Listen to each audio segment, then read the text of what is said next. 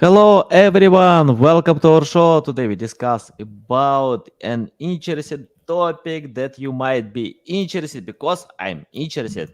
From another side, I'm looking for people who can help me with my projects, but I know a lot of in my audience wanna get a job in the tech industry. I'm so excited to discuss this topic with Dr. Kyle Elliott. How are you?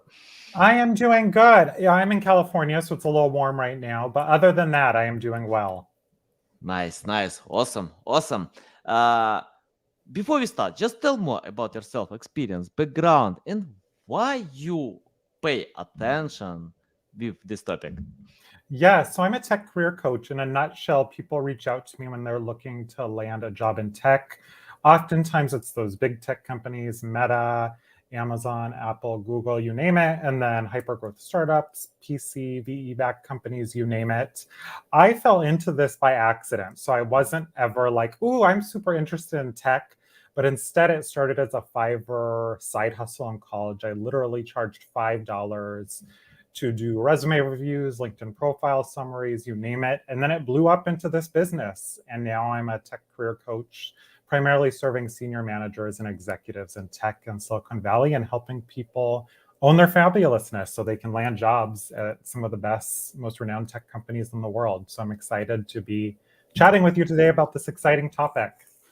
Nice, nice, awesome. Yeah, I remember when I found my first client, I charged $200, but I spent so much time, consulting, explaining, and even if my client paid me $10, I was happy about that because when you start something new, you don't need to care a lot about money. You need to Mhm, think how to acquire this experience when you can charge a lot more. mhm. But without experience, I'm not sure that you can help even to provide a good service. You mentioned about your experience with writing resume. Can you tell how to do it? How to write CV that companies can't avoid and give a strong reason to be hired. Yeah, so I find when writing resumes, people make a mistake where they start with their experience, they write it all out, and then they say, oh, let me go apply to a bunch of jobs. And instead, I suggest doing it the backwards way, saying, here's the type of jobs I'm interested in, and thinking of those job postings kind of like a recipe card. I was just helping a client earlier today. They're a marketing manager and saying, okay, they're looking for 5+ years of experience in digital marketing. Okay, let's start your resume with that. Okay, they're looking for someone who's done SQL. Let's add that to your resume. Okay, they're looking for product marketing. Let's make sure you have a bullet for that. So then when the recruiter gets your resume, they're saying, we're looking for A, B, C, D, E, F, G. Oh, wait, you have A, B, C, D, E, F, G. And then it's the perfect recipe. You're the perfect response to what they're looking for. And that's a lot easier. They're a circle, you're a circle. Instead of you saying, I'm a square, I'm going to try and fit this square peg into this round circle. It's a lot easier if you work backwards from that job posting. But then when you're going for tech, you need to say, here's what sets me apart. Most of the people applying for that marketing manager role are also going to be marketing managers. So you have to say, here's what sets me apart. Maybe it's the fact that I speak 3 languages, or I've worked in 5 countries, or I started off in consulting. You then, I think of it like a spice cabinet, you need to throw some spices in there and say, here's what sets me apart from other people also applying for these roles. Yeah, nice. And can you tell about creativity? In marketing, we often use creativity because if you want to stand out from the rest, you need to be creative. You need to create something new. And I remember interesting story. Let me share a short story about Lloyd Richards. He published a book 11 years ago, and he spent like 14 years to write a single book. 14 years, it's more than a decade, no, a lot of time to write a single book. Then he spent some marketing sales budget to sell this book. He just got random sales, nothing special. And his daughter posted content on TikTok from account with 0 followers. This video became viral, and today this book is bestseller on Amazon. Oh, wow. Uh, yeah, and of course I watched this video. I watched this video because I want to know how to get Yeah. 50 million views. And what I found, it's creative. It's so creative. It's not like nice looking design, but that was creative.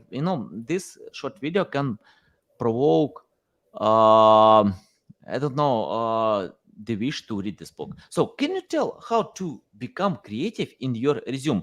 Can we do it? I mean, like, to stand out from the rest? Because I know some companies are looking for video resume. What do you think about that? Well, I love that you mentioned this creativity example. And I think what's key is that your creativity is strategic or intentional. So there's some purpose to it. So you don't just throw a bunch of color on your resume just to do it, or you don't just throw hobbies on there to do it, or just do a video resume to do it.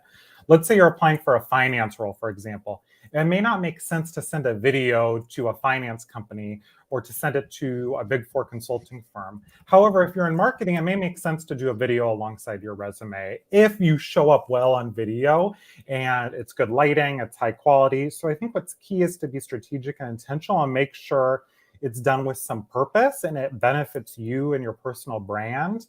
However, I wouldn't just be creative to be creative if it doesn't add any value. If you look at a company like Apple, for example, in their stores, they have these big glass windows. It's really beautiful. There's usually nothing on the windows outside, but instead it allows you to see inside. So I think that's creative and it's strategic and intentional. So just make sure anything that's creative adds value and it's not just there to be there. Otherwise, it's just going to be silly. And the recruiter or the hiring manager is going to move on to the next candidate. Yeah, nice. Can you tell what it's important to add to any resume? I mean, like, anything, because I often check many resumes and I can feel that they are owners like jack of all trades. But I wanna get some specific knowledge. Can you tell what it's important to add and what we can avoid? Yeah, so I would use that job posting. What are the requirements that they're looking for? A lot of people, they forget to hit off those requirements or don't make it easy to find. So when you have that job posting, I think I have one here from a client, I would literally print out the job posting and highlight it and say, okay, they're looking for digital marketing. Do I have that there? They're looking for this skill. Do I have that there? Instead of just kind of writing everything, only put what they're looking for. And then if you have a bunch of skills they're not looking for, you might include one or two if they're relevant and add some extra fabulousness to your experience. But let's say this role doesn't manage a budget. Maybe the person above it's the P&L owner. You don't need to put budget management on your resume. Otherwise, it just distracts them from there. So what I would leave off is stuff that's not relevant. A lot of people want to put everything on their resume, but it's not a book. Like this book you talked about that this person spent 14 years writing. It's not an autobiography. It's nothing like that. It's not a movie. It's a 5 or 10-second document that people are going to really read quickly. So you need to make sure you include everything in the job posting, but not spend pages and pages and pages talking about yourself and including unnecessary details. Yeah, nice. Awesome. I want to ask about your LinkedIn account. I've opened your LinkedIn account because I love opening LinkedIn accounts, and I see you have a lot of followers. Wow, plus 200,000 followers, a lot.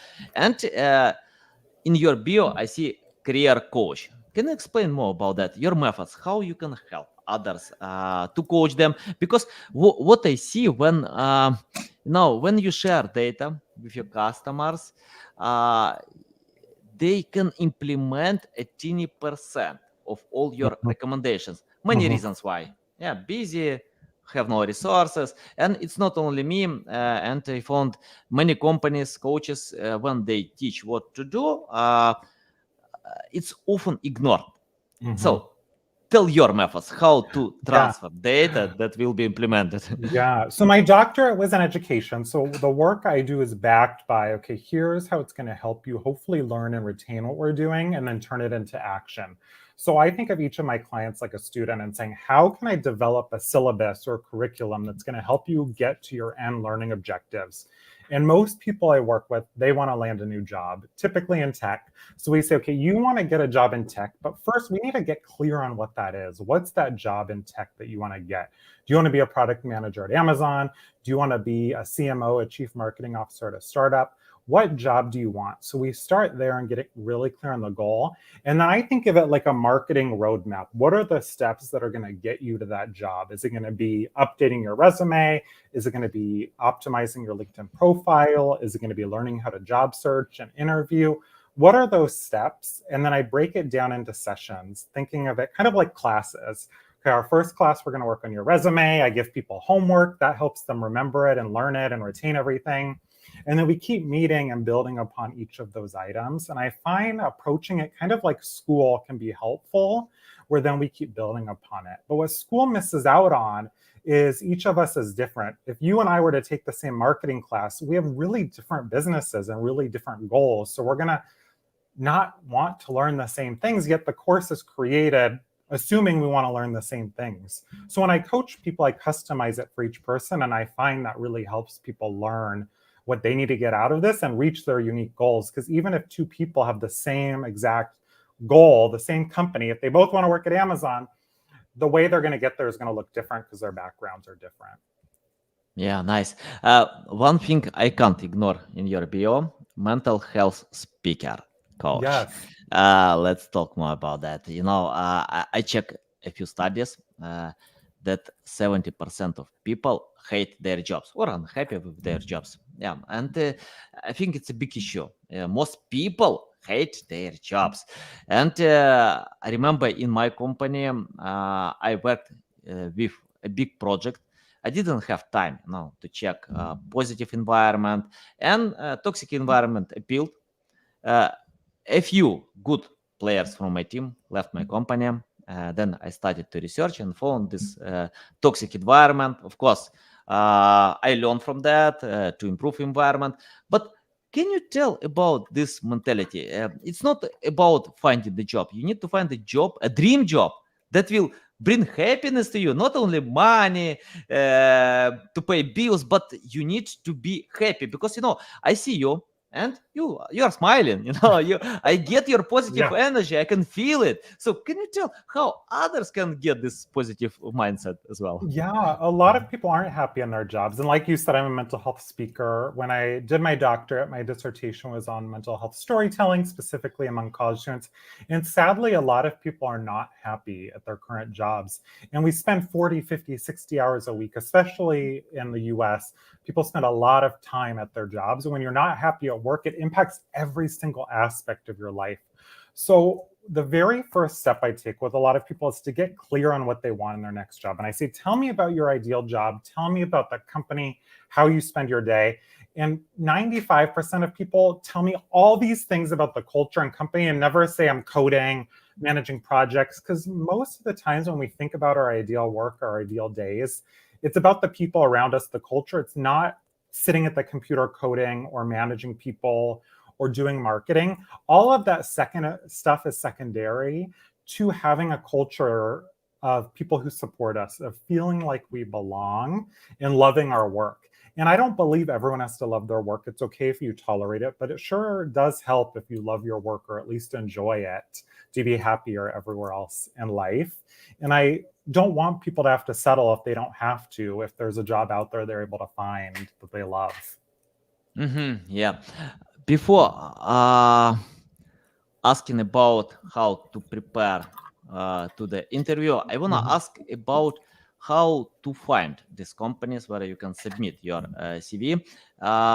Can you tell more about that? Because people can make their own choice, or sometimes they are not related to requirements, but I spoke with people who was hired even with different requirements, but they submitted their CV. So can you tell more about that? I mean, like how to choose the right companies? Yeah, a lot of people will just go on LinkedIn or Monster or Indeed or these big job search boards to try and find roles. And there's nothing wrong with that. But then you're competing with everyone looking at these job boards. And there's just so many jobs out there. You have to sort through hundreds of thousands, if not millions of roles. So instead, I love using job boards that are specifically tailored to the tech industry, to startups. There's Built-in and Team Blind are two of my favorites. And then you can read about these cultures as well. So if you go on Team Blind, for example, you can read more about the cultures and what it's really like working there. Because any company can say they're great to work for, they can get on a top 100 companies or best places to work list, but then really learning from employees who are there in the role that you want. So not just anyone at that company, but someone who's in a similar role you can learn more about. So I like using Team Blind Built-in to learn more about these companies. And then I would take it a step further and suggest that you go on LinkedIn, and let's say you want to be a marketing manager at Amazon, just an example. You can reach out to marketing managers at Amazon and say, hey, I see you're a marketing manager at Amazon working on the AWS platform. Can you tell me more about what it's like working there and get some insights? Because again, anyone can say anything, but to learn what it's like to be in that specific role can be really helpful instead of just reading their website where they're going to say they're a great place to work. And it's a lot different once you learn about people there. And then some people wait till they're in the interview process to ask those questions. They say, hey, Kyle, I'm just going to ask once I'm in the interview. But again, that company is courting you, so they may not always be as honest as you'd like. So if you go kind of through the side door and ask questions of people who are currently there, you can learn a lot more about the company. Yeah, awesome. Valuable. Okay, Dr. Kyle, let's talk about interview. How to prepare. For me, it's important to be prepared everywhere. Once I read this book, awesome book from Dale Carnegie, and he wrote how Lincoln, the president of the United States, prepared to each meeting without any exception. He always prepared many times to speak publicly. So I think it's the same with interview. You need to be prepared. When you feel confident, you can give a strong reason to be hired. So tell how to do it. So I find I'll start with how I wouldn't prepare, which is a big mistake a lot of people make. What they do is they go into interviews having prepared their answers to the top 20 or 50 or 100 most common interview questions. Tell me about yourself. What are your strengths? What are your weaknesses? And then what happens is they get asked a question they haven't prepared for and they freeze and say, oh gosh, that wasn't a question I prepared for. So while it's okay to look at those questions, I would work backwards and say, here are the great answers I want to share. Here are the stories I want to share during my interview, and then work backwards and practice answering questions. Say, here's 5, 6, maybe 10 great stories or answers I want to share. And then summarize them down to a page, some key bullet points. And then whenever you're asked a question, kind of like a politician, if you watch a debate, especially the US presidential, vice presidential debates, anytime they're asked a question, they work backwards from their talking points. If they get asked about Medicare, for example, but they have a great talking point about healthcare insurance in general, they're going to pivot to that question or that answer and reverse engineer it back to their question.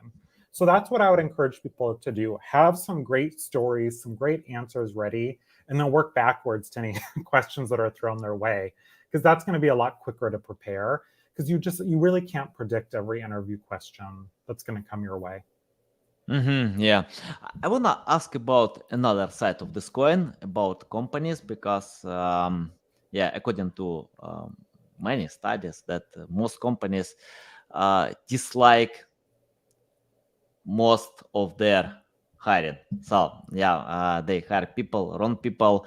Can you give tips to companies to find candidates? To increase the percentage of good hiring.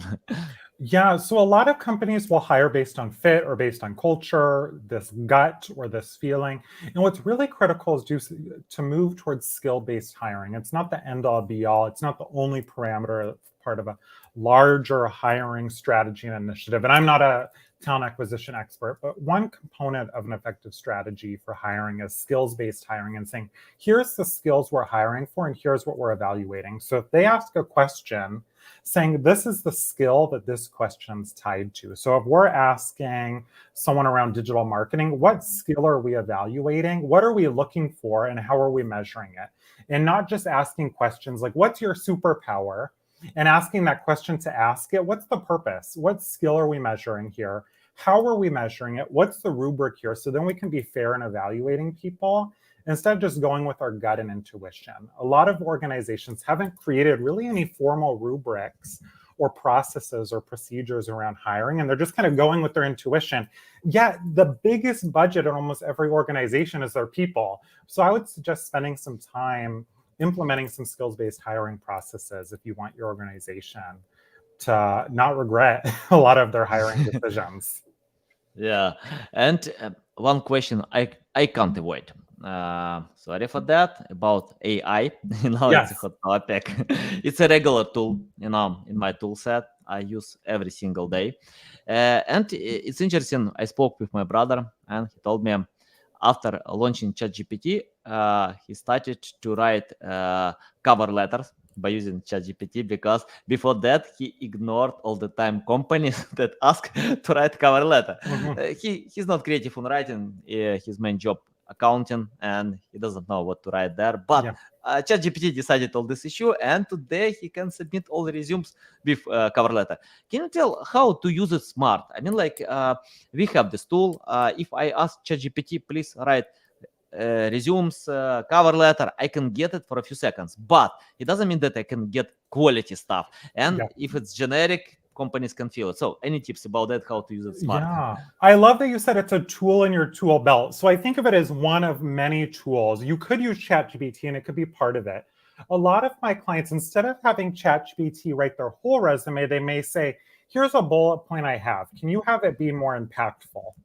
And instead using it for components of their resume to enhance it. Or, hey, here's a job posting. How well does my resume align with this in regard to these parameters or prompts? I've actually yet to download ChatGPT. A lot of my clients use it, so they'll show me cool stuff with it. I haven't used it, but I think it can be used strategically and again as part of your entire tool belt to improve bullet points, to serve as an editor, to make sure you're hitting the items on the job posting. But I wouldn't rely on it solely. And especially when job searching, you want to be mindful before you put any confidential or proprietary information into ChatGPT, because you don't know, okay, what are they using this information for and how are they using this data? And then think other job seekers are using this too. So you're not going to stand out if everyone's using the same resume if you don't customize it beyond what ChatGPT is spitting out. Yeah, nice. Valuable, valuable. I want to ask about your LinkedIn account. Can you tell how you get plus 200,000 followers? Explain to my audience. So part of it, I was named a LinkedIn top voice for job search and careers several years ago, and I think that helped a lot. And then part of it, I think, is standing out. What can you share that's valuable thought leadership that's different than other people? So a lot of people are sharing about job search and careers, but for me, it's that intersection of mental health and job search and careers. I don't see many people posting about that. For me, that's one of the areas I like focusing on because it's different and unique than other people. I also share about my personal life around self-care because again, that's part of mental health. So my partner and I, we have passes to Disneyland and we go every month. So I talk about that. I have no work Saturdays. So when I was doing my doctorate, I didn't work on Saturdays or do school on Saturdays. So finding your unique niche within a niche. So not just career coaching, not just mental health, but mental health within career coaching for me has been an area to focus on. And then people know, okay, that's the content to expect from Kyle. And then they specifically seek me out and not just say, oh, here's another career coach, but here's something unique and different about Kyle. And they've said, oh, even if I don't see your posts in the feed, I'm going to go search you out. And that's been helpful in having me find more followers. But I think what's even more important beyond followers is to say, what's your end goal? Kind of like a job search. Your goal isn't, I'm going to submit this number of resumes or this number of interviews. It's to get a job. So for me with LinkedIn, it's how many people can I help land jobs? And to get really clear on that end metric and then work backwards, I think is more important. So even saying, okay, it's not to get this number of followers if you're on LinkedIn, but is it to get a number of clients? Is it to get a promotion? Is it to get people to your website? Figure out what your ultimate goal is if you want to grow on LinkedIn or any other social media platform. Yeah, nice. Awesome. Yeah, I couldn't agree more. I think, yeah, you're right. It's better to stand out from the rest, to be creative, to provide something new. And yeah, and you share about your personal life. Yeah, impressive. I think, yeah, people love transparency. They want to cooperate with human being than with company or something like Exactly. this. Yeah. Yeah. I want to ask about common mistakes. can you list mistakes that people can avoid? For example, in my life, I made a lot of mistakes, some of them terrible, but I can learn from them. And we can't avoid all mistakes. We need to do it them, but some mistakes we can avoid. Can you list them? One of the biggest mistakes I see, at least with job searching, is people just applying to a bunch of jobs and then expecting that to land them a role. People reach out to me and say, Kyle, I've applied to hundreds or thousands of roles and I've not landed anything. And I think the mistake there is not just applying to all these roles, but also not asking for help. And I realize I'm biased since I'm a career coach. I do this for a living. But for me, when I need help in areas like with taxes are really confusing to me. I reached out to an accountant and got help. When I needed help with my retirement and figuring out a 403B, I think that's what, I don't even know what it's called, but when I needed help with the 403B, a 401k, a IRA, I reached out to a tax person.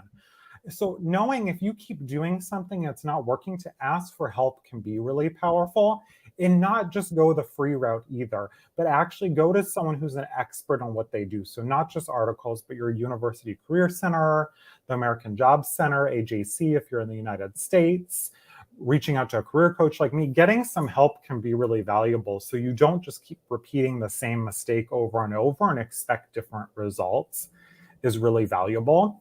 And then the other thing I would suggest is not just investing in your career when you're looking for a job, but when you're also in roles, say, how can I invest in my career? Okay, I've been at this company for 6 months or a year. How am I investing in myself? Am I taking a certificate, a course? Am I going to conferences? A lot of people only invest in this stuff when they're in between jobs or looking for something new. And I find my clients that are most successful in their careers and often in their lives are the ones that are continuing to up-level themselves. Ooh, let me join this leadership networking group. Let me go to this meetup. And they're continuing to evolve and grow and work on themselves and their personal and professional development. Nice. I want to ask about one aspect that I often meet in my life when someone denied you. I got a lot of such requests, and I'm not alone. Joan Rowling wrote this great book, Harry Potter, and she was denied. I don't remember how many times, a lot of times, probably 27, if I remember correctly. I think if someone applies to different companies, in most cases they denied. Can you tell about what to do? Okay, you couldn't get your dream job in one company, you can find in another company, you can find another way. So can you tell about how to go ahead? I mean, like, don't give up, don't burn out, just any tips about that? Well, first, just statistically, you're most likely to get denied for a role when you apply. If there's two or more people applying for, more than two people applying for a role, statistically, you're likely to get denied if they're only hiring one person. So it's helpful to know if you got denied, you're in the majority. Because when they're hiring, if they hire only one person, a smaller slice of the pie is the people they're hiring, because that's just how hiring is. So knowing that you're not alone, that it's normal, it happens, most people get rejected for a role is helpful. And then saying, okay, that's only one opportunity. What can I do to move forward to increase my chances is really important. When I work with people, I say, it's only you and I on the screen. We can't change what's outside of this. We can't change whether they accept or reject you. We can't change how they navigate their hiring process. What we can change, what's inside of our control, is optimizing your resume, optimizing your LinkedIn profile, crafting a compelling cover letter, networking, going for the right roles, and saying, what's everything that's in my control and how do I optimize and improve it? And continuing to focus what's in your control is going to help you land a role quicker and land a better role, instead of saying, oh gosh, I'm rejected, and harping on that. That doesn't fix anything. That doesn't change anything. And I find the managers and executives that are most successful in their job searches and careers are the ones that say, here's what's in my control, and let me focus on that. Yeah, love it. Love it. I couldn't agree more. I think, you mentioned that you need to increase your chance to improve your skills. Yeah, of course, you can't be successful everywhere, but you can learn from all failures. And when someone reject me, I understand that I need to do something. That means I'm not ready, or probably someone is better. It's competition. Just go ahead, Yeah. learn how to improve your skills, and it gives a strong reason to keep improving. Uh, I like this quote, on their wall: "Work hard Oh, and thank be you. nice." And be nice. Can you tell more about this quote? How it can help you, to go ahead? I mean, like, why you have this quote back in you? So the story behind this quote actually was my mom saw it in a coffee shop when I used to live in the Bay Area, like 5 or 6 years ago. She saw this quote. Mhm. I lived in Benicia with my partner JV, and she's like, "Oh my gosh, Mhm. look at that amazing!"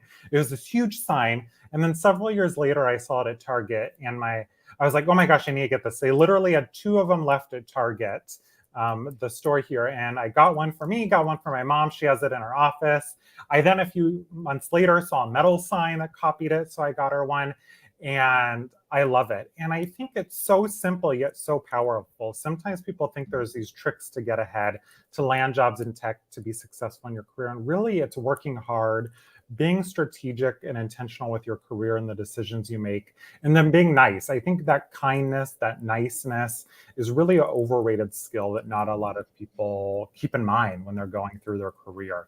I like to say sometimes people are just crab apples, and that's not going to get you anywhere in your career, being a crab apple, or it might get you somewhere, but asking yourself, okay, is this the person I'm going to look in the mirror at the beginning of and end of every day? This crab apple is probably not the person that you're going to be happy with.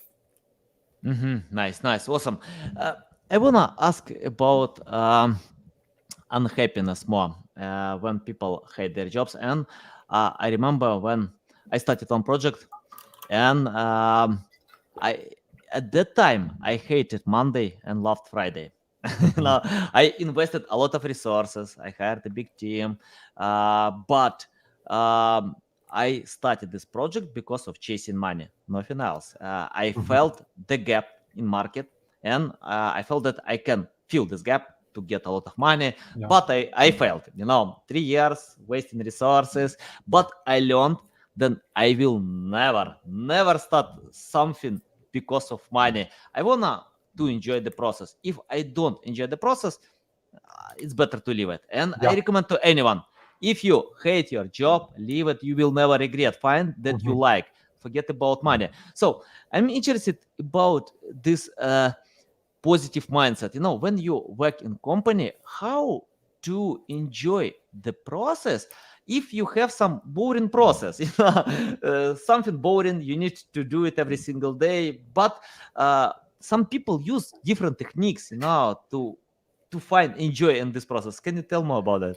Yeah, this comes up a lot with my clients, and I'll even use myself as an example. At the end of every day, I send my Mhm. clients notes. So, as part of our sessions, I'll send them notes and say, here's what we covered today. Here's your big wins. Here's some reminders. Here's some resources and some homework for our next session. I hate it. It's one thing I just don't like doing. I'm not a fan of administrative work. So, I'll sit in front of the computer, or not the computer, in front of the TV in our living room on the couch and do it. So I always think, is there some way to make this more fun? I believe work can be fun, and there's ways to make work more fun. So for me, that's sitting in front of the TV, watching Netflix, whatever series I'm catching up on, and watching TV.